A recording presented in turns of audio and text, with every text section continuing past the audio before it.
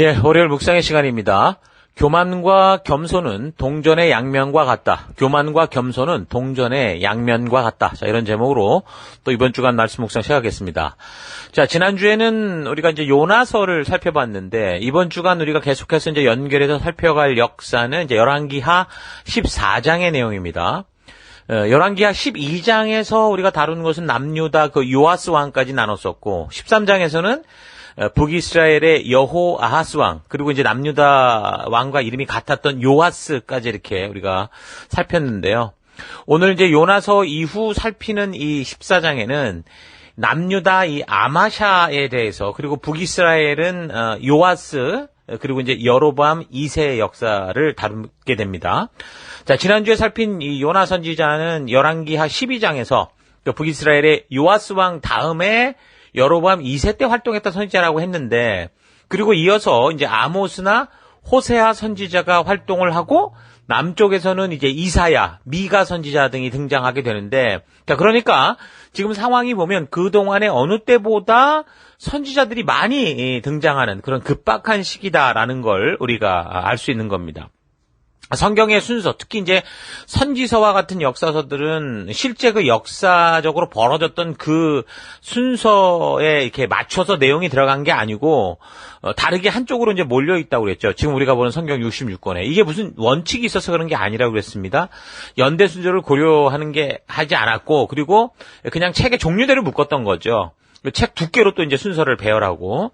자, 그래서 일단 역사서에 나오는 이 역사적인 순서에 맞추어 편집하기는 쉽지 않죠. 그게 계속 열왕기 서처럼 이렇게 들어갈 수 있는 내용은 아니니까. 그러니까 성경을 한 사람이 적은 것도 아니기 때문에 그럴 수밖에 없는 그런 상황이긴 합니다. 그래서 결과적으로는 어쨌든 편지가 순서 없이 뒤죽박죽된 상태가 된 거예요. 그래서 우리가 지금 있는 이 성경 66권을 읽을 때 우리가 그냥 읽으면 어느 부분은 이해가 가다가도 이제 선지서 같은 데 가면 도대체 이게 무슨 내용을 말하려고 하는지 잘 모를 때가 많습니다. 그래서 먼저 우리가 이제 성경을 읽을 때 지금 우리가 하듯이 연대기적인 배열, 그러니까 시간적인 배열을 맞추어 읽는 게 중요한 겁니다. 이게 편지라고 하면 편지는 주고받는 순서가 있고 그 편지가 올 때와 갈 때 그 상황적인 배경들이 있잖아요. 그러니까 그 편지가 시기적으로 순서를 잘 맞춰서 그렇게 읽을 수만 있으면 훨씬 더 우리가 특히 이제 선지서나 예언서 같은 경우는 바르게 이해할 수 있는 안목이 생기죠.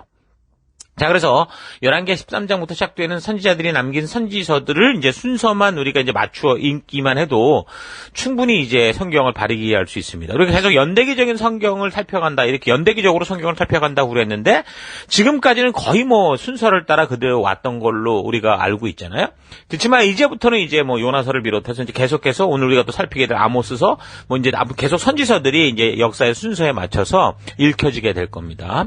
자, 그래서 이제 먼저 어쨌든 이 열왕기의 역사로 돌아왔을 때 14장을 보면 14장에서는 먼저 남유다의 이야기로 시작이 됩니다. 거기에 이제 1절부터 보면 이스라엘 왕 여호아스의 아들 여호아스, 요아스를 말하는 거거든요. 이 사람 2년에 유다 왕 요아스의 아들 아마샤가 유다 왕이 됐다, 이렇게 얘기를 합니다. 그러니까 아마샤라는 사람이 왕이 된 얘기인데 25살에 왕이 돼서 29해 동안 다스렸다, 그렇게 얘기를 합니다.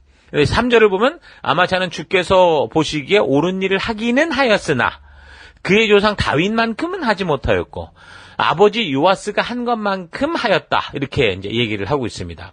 그래서 그 결과가 4절, 그래서 산당은 제거되지 않은 채로 백성은 여전히 산당에서 제사를 드리며 분향을 하고 있었다. 남유다의 지금 분위기를 말하고 있는 겁니다.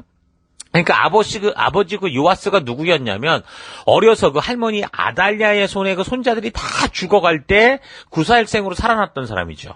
그래서 여호야다 제사장의 손에서 바르게 자라났는데, 그런데 봤더니 주도적이고 능동적인 사람으로 말씀의 주도성을 가지고 살았던 게 아니라 누군가에게 늘 의존된 삶을 살았던 사람이라고 그랬어요. 그래서 결국 마지막에는 신하들의 입김에 휘둘려서 이리저리 끌려다니다가 결국 우상숭배에 빠지게 되는데, 그런 잘못된 길을 이제 가고 있다, 너 지금 잘못된 길이다라고 말해주는 그 자기를 살려준 여호야다 제사장의 아들이었던 스가랴까지 돌로 쳐 죽이는 그런 짓을 하죠.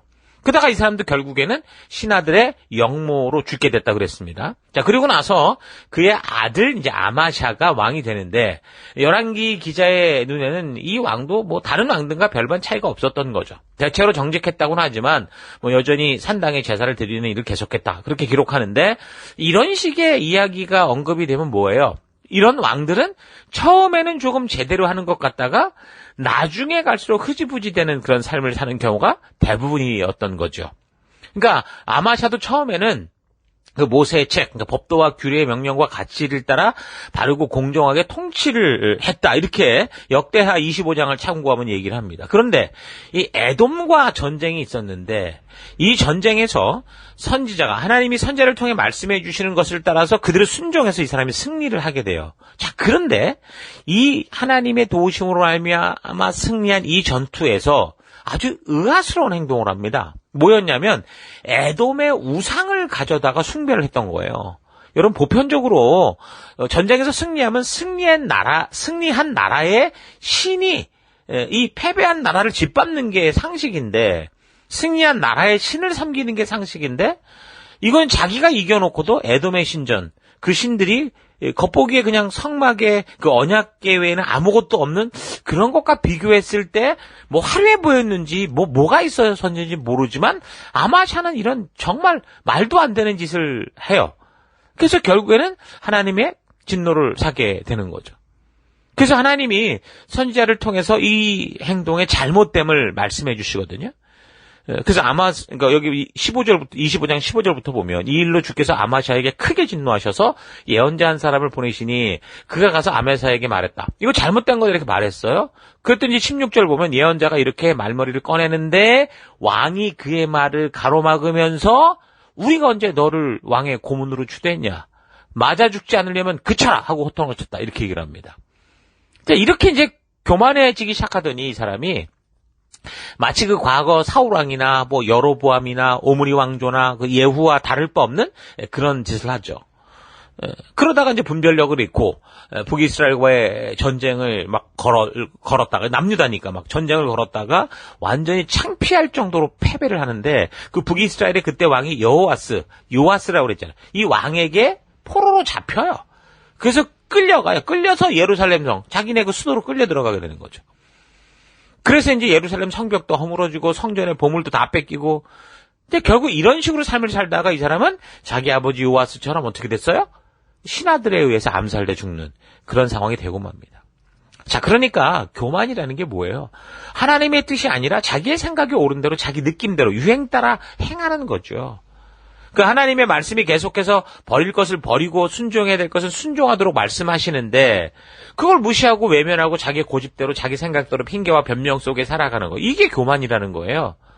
그래서 우리가 착각하지 말아야 되는 것은 적극적으로 뭐 내가 잘났어 나만 최고야 이런 게 교만이 아니고요. 말과 태도는 아주 겸손한 것처럼 행해도 결국 끝내 하나님의 법도와 규례를 따라 순종하지 않는 거. 하나님 말씀대로 가지 않는 거. 그래서 자기 생각대로 이런저런 핑계를 대며 자기가 가고 싶은 대로 가는 거. 그게 교만이다라는 겁니다. 그래서 아마샤는 이제 처음에 상당히 뭐 모세 오경의 가치를 따라 살고자 했던 그런 태도를 보였다고 하는데 어쨌든 에돔과의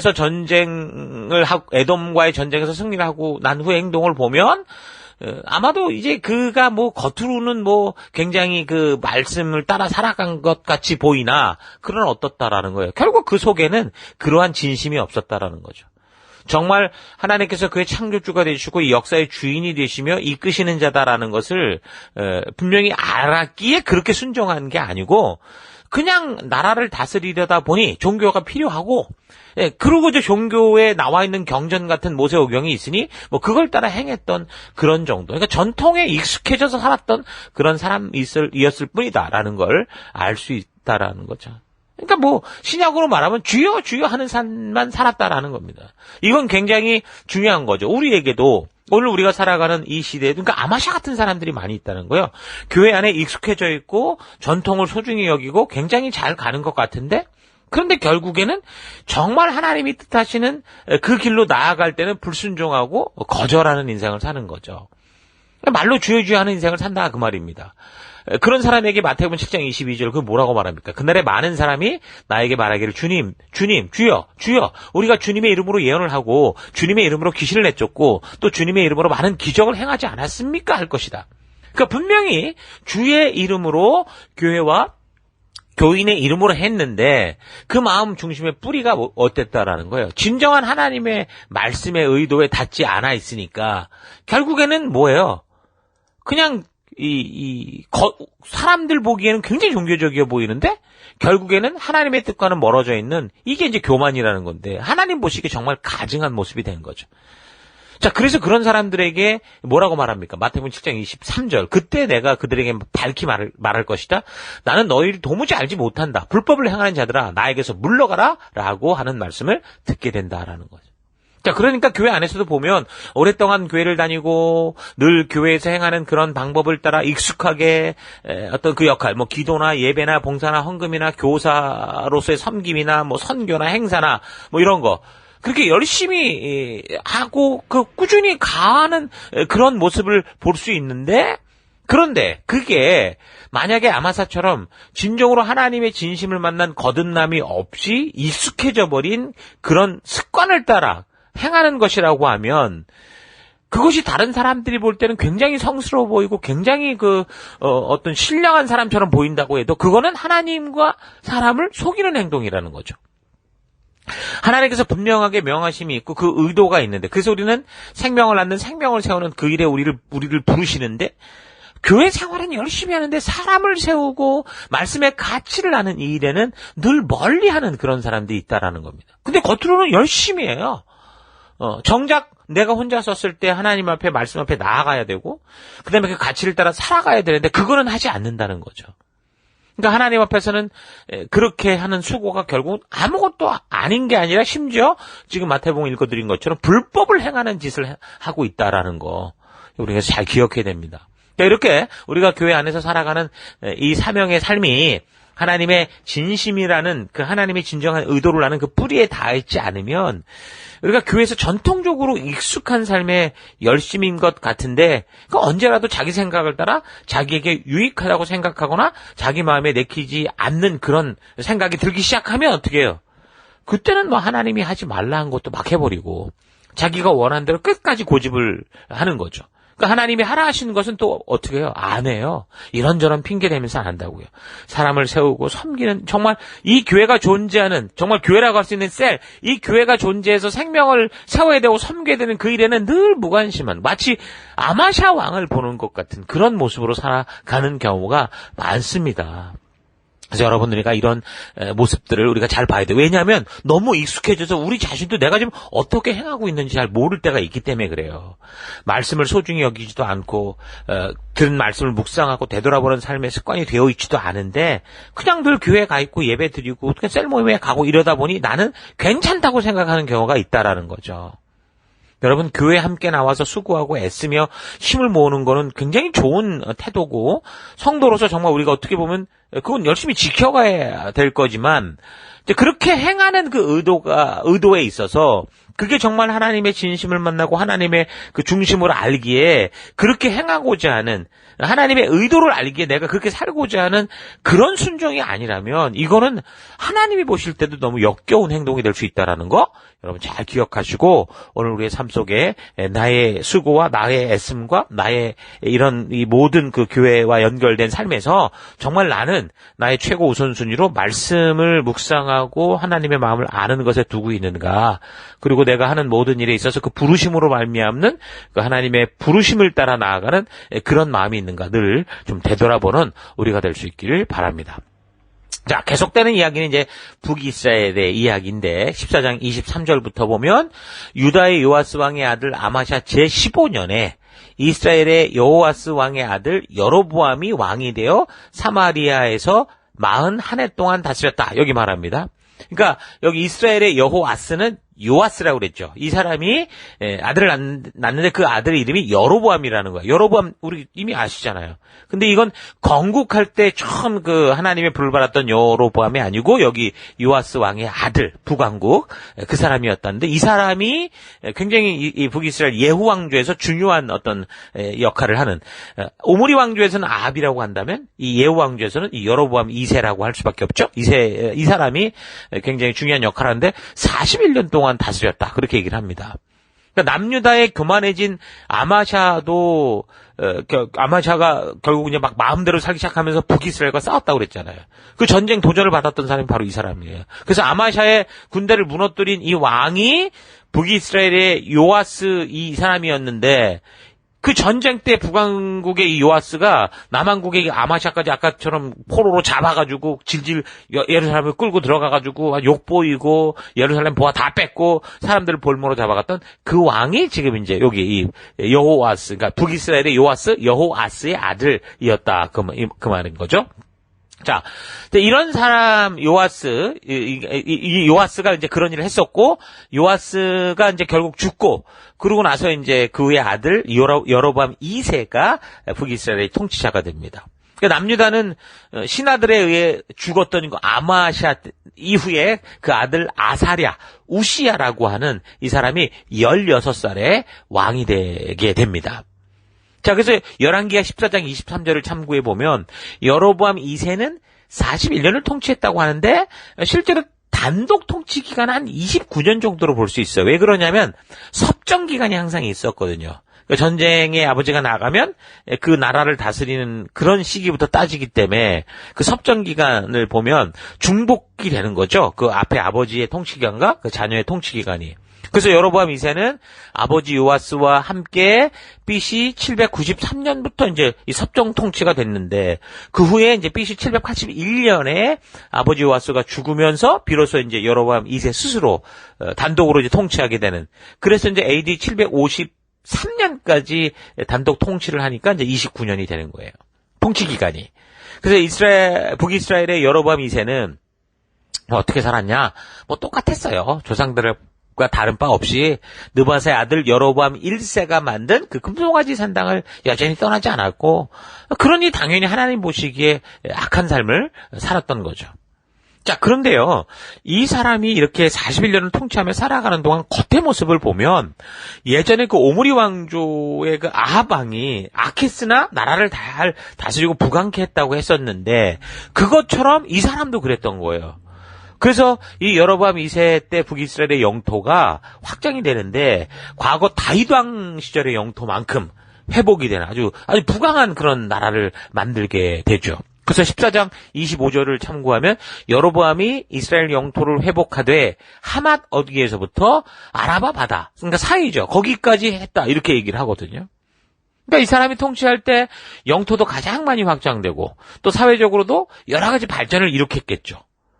북쪽으로는 그러니까 시리아를 점령했었고, 동쪽으로는 암몬 족속, 모압 족속까지 다 점령해서, 그래서 이제 솔로몬 전성 시절 통일 이스라엘 땅에 거의 이제 대부분을 회복을 했던 거예요. 자, 그렇게 되면 어떻게 돼요? 당연히 주변의 나라들을 점령하게 되면 그 주변 국들로부터 조공을 받게 되죠. 그럼 당연히 나라가 잘 살아지게 된다 그 말인 겁니다. 국민 소득이 늘고 사회 전체적으로 점차 나아지는 그런 시대가 되는 거죠. 그래서 여로보암 2세는 북왕국의 그 왕들이 총 19명이었는데 19명의 왕을 통틀어서 가장 이 북이스라엘을 잘 살게 했던 그런 왕이다라고 볼 수 있습니다. 자, 그런데 사실 이 북이스라엘이 이렇게 큰 영토로 회복이 되고 이렇게 부흥 발전할 수 있었던 것은 사실 잘 보면 말씀을 잘 보면 여로보암 2세라는 이 사람이 유능하고 아주 정치를 잘하고 군사적으로 잘해서 그런 게 아니었던 거예요. 왜 여로보암 2세가 이런 전성기를 누릴 수 있었는가라는 거는 이게 그냥 열왕기서를 보면 잘 모르는데 선지서들하고 잘 섞어서 봐야 돼요. 그래서 요나서에서 이미 살폈던 것처럼 그 당시 메소포타미아 지역의 이 나라들이 대부분 큰 나라였는데 강대국이었었는데 남쪽으로 이집트처럼 그랬는데 이제 그 메소포타미아 지역에 그 당시 아수르가 내부 혼란이 있었던 거죠. 그래서 외부 쪽으로는 신경 쓰지 못하는 그런 시기였던 거예요. 그러니까 그동안 맨날 북쪽에서 그렇게 압박을 받다가 그게 없어지니까 어느 정도 이제 숨통이 트였던 거죠. 그리고 또 한 가지는요, 열왕기서 기자를 통해 알 수 있는 건 뭐냐면 14장 26절을 보면 이 하나님이 그 당시 북이스라엘을 굉장히 불쌍히 여기셨다고 그래요. 굉장히 악한 짓을 하며 사는데도 이 내용을 보면 하나님이 그들을 굉장히 불쌍히 여기셨어요. 왜냐하면 도울 자도 없었던 거죠, 아무도. 정말 자기들끼리 하나님밖에 없는데 그 자기들이 교만 속에 살아가니 아무도 돕지 않고 정말 지역의 왕따로 살아갔던 거예요. 그래서 27절 여호와께서 또 이스라엘의 이름을 천하에 없이 하겠다고 하지도 않았기 때문에 요아스의 아들 여로보암의 손으로 구원을 하셨다 이렇게 얘기를 합니다. 그러니까 무슨 말이에요? 여로보암 2세가 최고의 전성기를 이룰 수 있었던 것은 뭐 자신의 능력과 어떤 그런 것이 아니라 하나님께서 이 세상 그 누구도 달가워하지 않는 이 아무 곳에도 의지할 곳 없는 이 북이스라엘 백성들. 요즘도 이스라엘 보세요. 그 아랍 지역 안에서 완전히 왕따 아닙니까? 그런 모습이었다라는 거예요. 뭐 하나 하면은 막 그냥 와가지고 전부 뺏고 죽이고 하려는 그런 분위기였다라는 거죠. 근데 그런 모습을 불쌍히 여기셔서 하나님이 구원해 주시고 지켜주셨던 결과가 이런 결과였던 거예요. 자, 그렇다면 여로보암 2세가 자기 스스로의 주제를 잘 파악을 하고 그 나라의 형편을 잘 보고 이 역사의 흐름을 잘 알아서 이게 나의 능력이 아니었구나. 하나님의 그런 보호와 하나님의 인도였구나라는 걸 알고 겸손하게 살았어야 되는데 그렇지는 않았던 거예요. 뭐 그렇지 않아도 이 북이스라엘이 금송아지 우상숭배에 빠져 있는데 거기에 나라가 잘 살게 되니까 이제 완전히 뭐 하나님은 이미 저 뒷전에 가 있고 자기들이 잘 살게 되니까 이제 물질 중심의 문화가 이제 발달하는 거죠.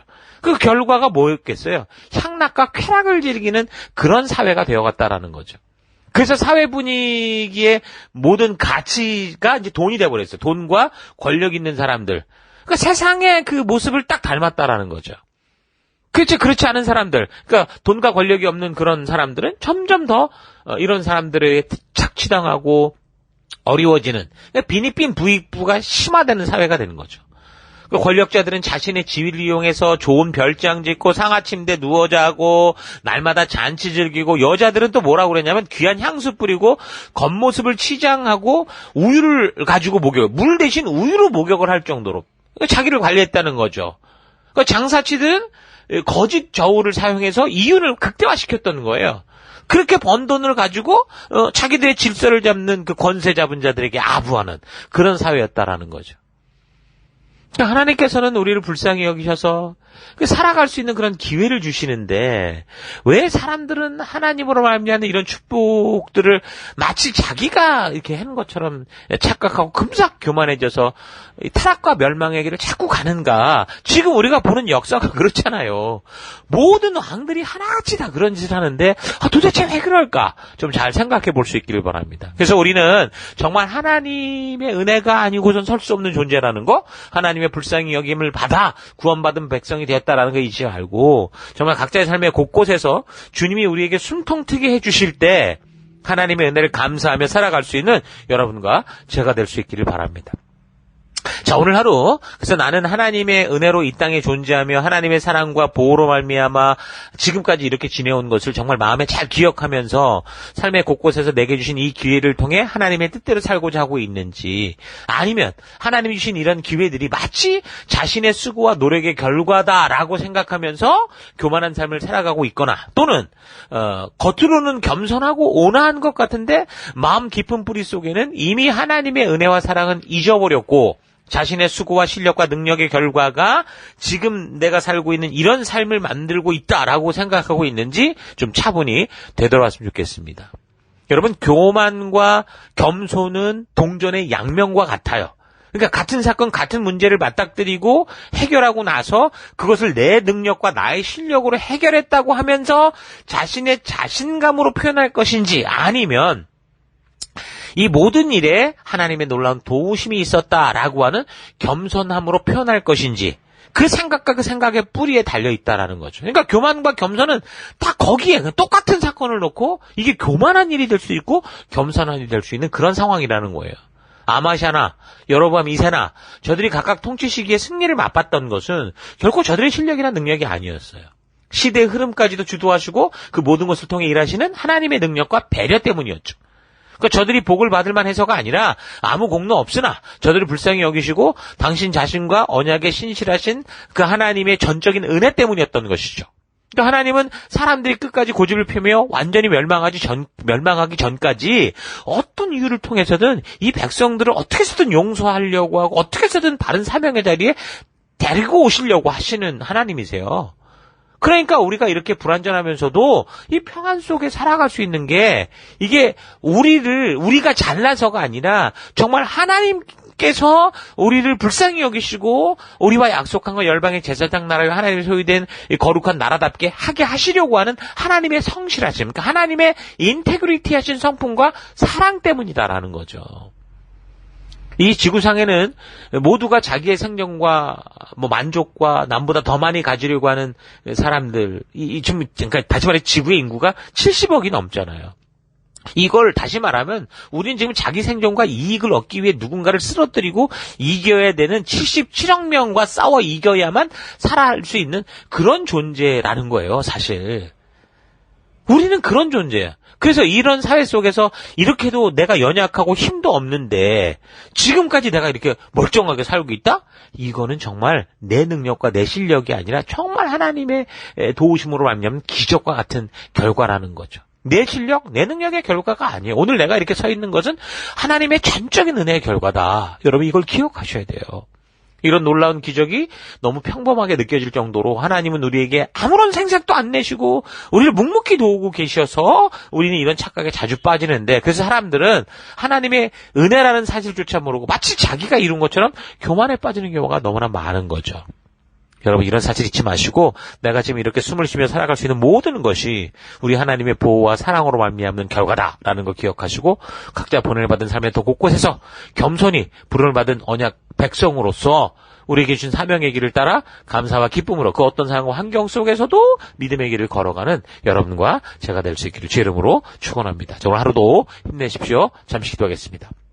하나님은 우리가 이렇게 77억이나 되는 이 많은 수많은 사람들이 살아가는 이 경쟁자들이 살아가는 이 지구 위에서 우리 모두로 하여금 건강하게 생존하며 나름대로 여러 가지를 누리며 살 수 있도록 은혜와 사랑을 아무 생색내지 않고 베풀어 주셨는데 이런 삶들이 너무도 당연히 내가 만든 것인 것처럼 착각하고 나보다 못한 사람들에게 눈을 흘리고 업신여기는 그런 교만한 삶을 살아왔던 것을 회개합니다. 하나님의 은혜가 아니고서는 하루도 살 수 없는 존재가 바로 이 연약하고 완악한 나라는 사실이 있지 않고 하나님이 베푸신 크신 은혜와 사랑을 기억하며 날마다 겸손히 하루하루 주신 길을 걷는 내가 되길 원합니다. 겸손과 교만은 동전의 양면과 같아서 우리가 하나님의 살아계신가 인도하심을 망각하는 순간 하나님이 하신 일도 마치 내가 한 것처럼 교만하게 변질될 수 있다는 거 잊지 않고 날마다 말씀의 가치를 따라 나를 무장하고 그 말씀의 가치를 따라 끝까지 살아가는 내가 되기를 원합니다. 오늘 하루도 하나님 그래서 주님 앞에서 우리가 정말 겸손한 삶, 정말 주님의 말씀의 가치가 주도하고 주님과 동행하는 삶 되기를 간절히 바라옵고 감사드리며 예수님 이름으로 기도했습니다. 아멘.